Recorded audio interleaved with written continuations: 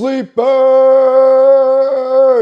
Let's go. Let me apologize in advance. I'm a little under the weather here, but I wanted to get these sleepers out to you. So if I'm a little low energy, if my voice sounds a little scratchy, this is why. All right, y'all, I got 10 sleepers out there for you, but if you don't know who I am, I'm James Koh, aka the Sleeper King. I am a longtime award-winning fantasy football analyst. I've worked at places like NFL Network, Amazon Prime Sports, and a DirecTV Red Zone as well. If you appreciate the info, hit that like, hit that subscribe, and shoot. If you don't want to listen to some of these players, man, we got time codes on the bottom as well. All right, let's go. All right, my two quarterback streamers, sleepers, if you will, they come from the same game. It's Chicago, New Orleans. I actually like both of these quarterbacks in this matchup. The Saints have allowed the fourth most fantasy points per game to the quarterback position. Now, Caleb has been very up and down, but listen, he's been progressive. In his first 2 weeks, Caleb Williams averaged about 208 passing yards per game. He's added nearly 50 yards of passing per game, going up to 254. Caleb's got 7 total touchdowns versus just 1 interception over his last 3 games. That's pretty good. On the other side, if you're looking for a deeper sleeper, Spencer Rattler against the Chicago Bears defense,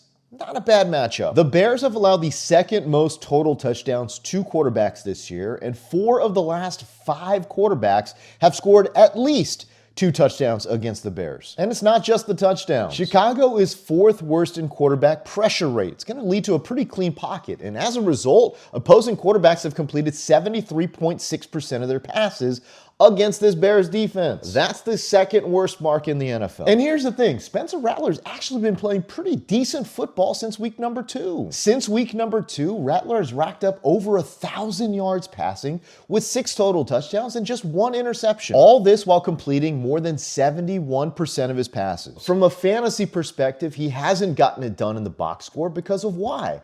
Because he hasn't been scoring touchdowns. Well, he's taken on a team that's giving up a ton of touchdowns to the quarterback position. At running back, let's start with Rhamondre Stevenson. Boys and girls, it is time to stop wish-casting TreVeyon Henderson into the starting role. I hate to break it to you, but TreVeyon Henderson has not been playing good enough to warrant all this hype. According to Sports Info Solutions, TreVeyon Henderson is one of 2 qualified running backs to not have broken a tackle this season. And on the season, he's averaging just 3.6 yards per carry. That being said, I also get the counter argument that Rhamondre should not be playing 70% of the snaps. That I agree. So again, both things can be true, but we have to live in the real world. And in the real world, Rhamondre is getting that work. This week, Rhamondre has taken on a Tennessee Titans defense that has been getting gashed on the ground. They've given up the 2nd most touchdowns and the 4th most fantasy points per game to the running back position. Jordan Mason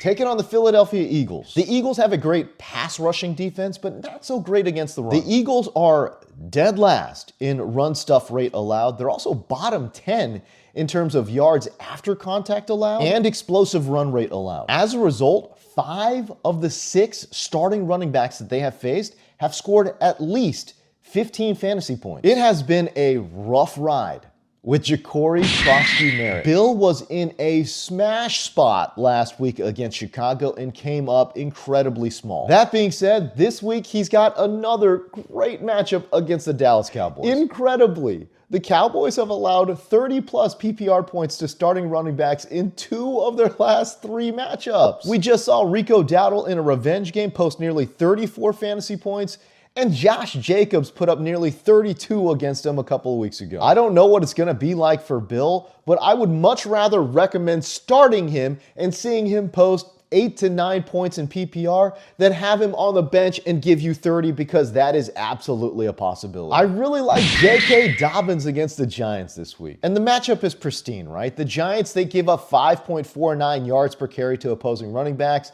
That is the 3rd worst mark in the NFL. And look, last week was a disaster. It was horrible for everyone involved in that London game, both on the Denver side and on the Jets side. But if we exclude that bizarre London game, Dobbins actually been playing really, really well. Again, outside of the London game, Dobbins was averaging a strong 5.2 yards per carry to start the season. And you know what you love in fantasy is when your running back gets goal line carries. And listen, Dobbins has been getting plenty of those as well. His 8 carries from inside the 10 are tied for the 13th most. Other names in that group: Ashton Ginty, James Cook, and Kyron Williams. Can I stay in this game and talk about a wide receiver in Troy Franklin? I feel terrible because I know I've been hyping up Troy Franklin, but I feel like this week is finally the week for Troy to break through. The Giants have allowed the third most yards to wide receivers lined up in the slot, and overall, they've given up the fifth most fantasy points to those wide receivers as well. Franklin has played 60% of his snaps lined up on the inside, and his lone touchdown of the season came, you guessed it, when he was lined up inside. I also really like the fact that New York has given up the second most yards and receptions on deep passes this year. Maybe it's just my cold medication giving me hallucinations, but I don't know why, but I just, for some reason, see Troy Franklin streaking down the seam, getting behind this defense and scoring a long touchdown. All right, fire up those horns, fire up those sirens. I got a deep sleeper here for you in Chris Moore taking on the Dallas Cowboys. This one right here, man, this is a Sleeper King special. Terry McLaurin is out. And if you're desperate in redraft or you just want a super spicy pick in DFS tournaments, may I interest you in Chris Moore? Look, as we know, Dallas cannot stop anyone on the outside. Their pass defense is absolutely atrocious. They have allowed the most fantasy points per game to wide receivers lined up outside. And Chris Moore, what we saw from him last week, he lined up 65% of the time outside. The crazy thing is he ran more routes than Luke McCaffrey and Jalen Lane combined. Can I also say this? The Cowboys have allowed the most passing yards on deep passes this year. This seems to pair perfectly with what Jaden Daniels likes to get done. He throws a beautiful deep ball. Hollywood Brown against the Las Vegas Raiders. I know this one seems like we're chasing the points after he had a huge eruption game last week. But man, I want to invest in this KC offense. The offense as a whole is getting healthier. Obviously, they've got Rashee Rice coming back, and Patrick Mahomes, man, he is heating up. I would be 0% surprised to see Mahomes throw for 3 touchdowns, and I think one of them might go to Hollywood. And by the way, this is not just all vibes, okay? Las Vegas has given up the third most fantasy points to outside wide receivers this year. And finally, let me recommend Mason Taylor taking on the Carolina Panthers. I feel like this whole video is based on the redemption arc of like Denver Broncos and New York Jets,